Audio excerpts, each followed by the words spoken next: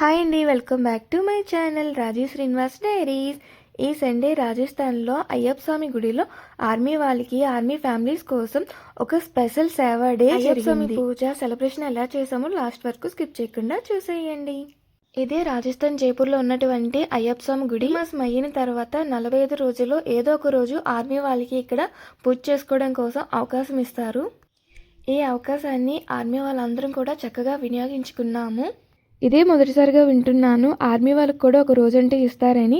నేను వెళ్ళేసరికి అయితే చాలా లేట్ అయిపోయింది, ఎందుకంటే నాకు తెలిసేసరికి చాలా లేట్గా తెలిసింది. ఈ పూజలో డెకరేషన్ కోసం, పూజ కోసం 1,00,000 పువ్వులు అయితే తీసుకొచ్చారు. అందరూ కూడా డెకరేషన్ కోసం, పూజ కోసం పువ్వులు అనేవి సెపరేట్ గా చేస్తుంటే ఇక్కడ జెంట్స్ అందరూ వచ్చి మంచిగా డెకరేషన్ అయితే చేసుకుంటున్నారు. పూల అలంకారాలను ఇంకా తోరణాలు కూడా ఎంత చక్కగా అయ్యాయో. ఆఫ్టర్నూన్ 1కే సగానికి సగం పని అయితే అయిపోవడం వల్ల టెంపుల్ అయితే క్లోజ్ అయ్యి ఉన్నాయి. బయట డెకరేషన్ అయితే అందరం చేసుకుంటున్నాము.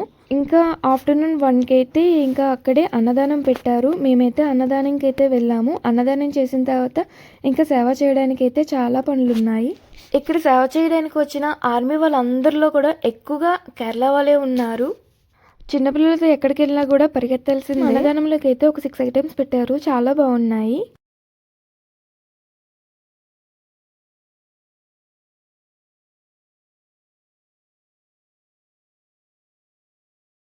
మార్నింగ్ సేవ ఏం చేయలేకపోయినని బాధపడ్డాను, కానీ నైట్ డిన్నర్లో అన్నదానం పెట్టడం కోసం కూరగాయలు అందరూ కట్ చేస్తున్నాము. ఇక్కడ అయ్యప్ప స్వామి గుడిలో ప్రతి శనివారం అన్నదానం జరుగుతుందంట.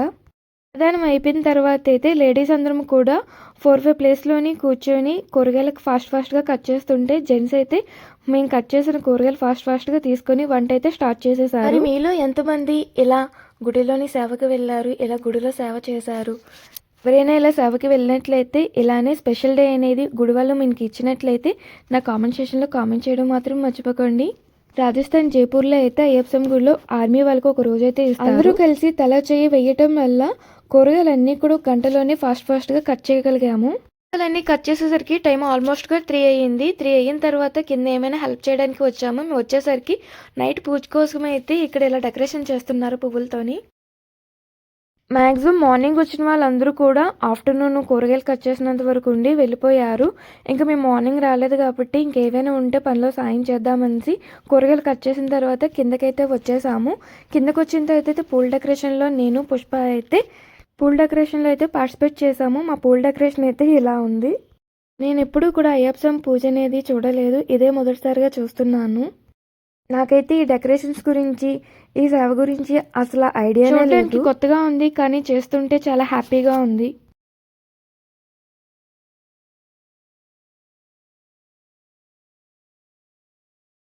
ఈవినింగ్ 4 అయ్యేసరికి అయితే దేవుని తలుపులు అయితే తెరిచారు. తెరిచిన తర్వాత ఆ దేవునికి పసుపు అయితే అద్దడం నేను చూస్తున్నాను. చాలా బాగుంది. నైట్ పూజ కోసం అయితే దేవుణ్ణి అలంకరిస్తున్నారు.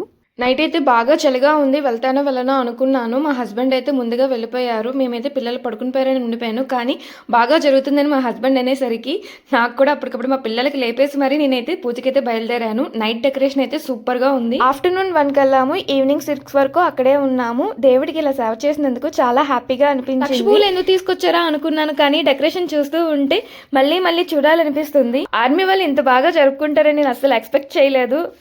అయ్యప్ప స్వామి గుడిలో చేసినటువంటి సేవ, పూజ అందరికీ కూడా మంచి బ్లెస్సింగ్స్ రావాలని కోరుకుంటున్నాను. డెకరేషన్లో అయితే మిలిటరీ స్టేషన్ అని కూడా మెన్షన్ చేశారు.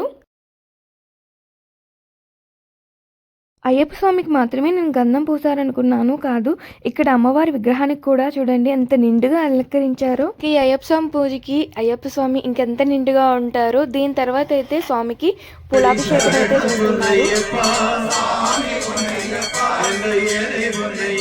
ఈ పూజ సందర్భంగా క్రాకర్స్ కూడా కాల్చారు, చాలా బాగున్నాయి షార్ట్స్ అయితే.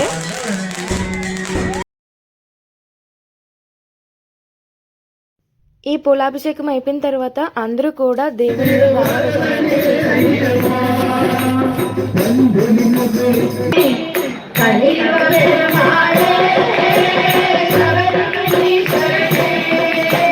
గానా వెళ్ళిన తర్వాత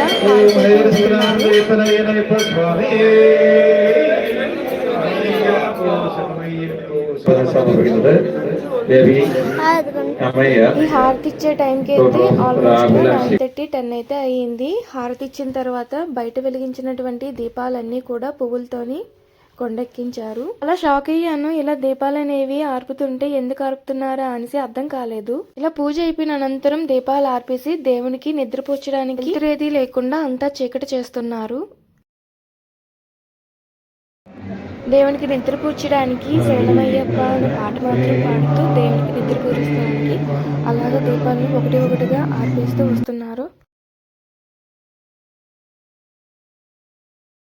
గర్భగుడిలో కూడా దేవుని దగ్గర ఒకే ఒక దీపం ఉంచి మిగిలిన దీపాలన్నీ కూడా ఆర్పేశారు.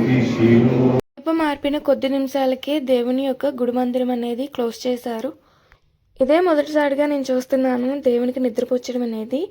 ఈ విధంతా పూజ అయిపోయింది. పూజ అనంతరం అందరికీ అయితే 4-5 రకాల ప్రసాదాలను ఒకే చేతిలో మంచిగా ఇచ్చారు.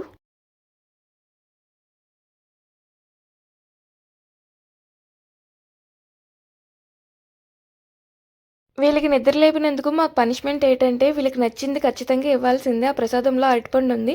మా వాడికి అరటిపండు అంటే చాలా ఇష్టం. కానీ మా బుడ్డాడికి ఆస్మా, అరటిపండు తింటే పడదు అసలు. గుడి పక్కన బిల్డింగ్లోని పై ఫ్లోర్లోనైతే అన్నదానం జరుగుతుంది. ఎంతమంది ఉన్నారు.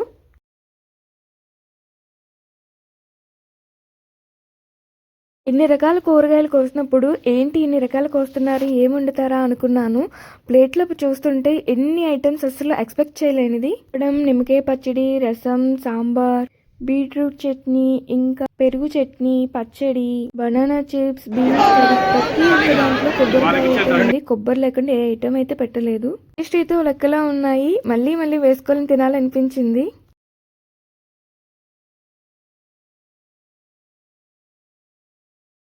ఇక్కడ భోజనం చేసిన తర్వాత ఎవరి ప్లేట్ వాళ్ళే వాష్ చేసి అక్కడ పెట్టాలి. ఎవరు తిన్న ప్లేట్ వాళ్ళే వాష్ చేసుకోవాలనేది చాలా బాగుంది ఈ పద్ధతి. ఇంకా ఫుడ్ ఐటమ్స్ అయితే 15-20 మినిట్స్లోని అన్నీ కూడా చక్కచక్క ఫాస్ట్గా అయిపోయాయి.